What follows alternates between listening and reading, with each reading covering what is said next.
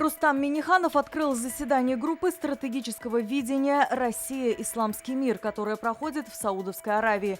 Здесь обсуждают вопросы взаимодействия России с мусульманскими странами в отраслях экономики. В Татарстане выявлено 252 новых случая ковид. В госпитале попали 65 человек. Много заболевших в Казани, Зеленодольске и Набережных Челнах. За последние сутки привились 10 тысяч татарстанцев. По стране зафиксировано 33,5 тысячи инфицированных коронавирусом. В Казани на 7-летнего мальчика наехал водитель водовоза. От полученных травм ребенок скончался на месте. По предварительным данным, второклассник переходил дорогу на зеленый свет светофора. Возбуждено уголовное дело по статье «Нарушение правил дорожного движения, повлекшее по неосторожности смерть человека». Закажи рекламу на ТНВ. Телефон в Казани 5 705 100.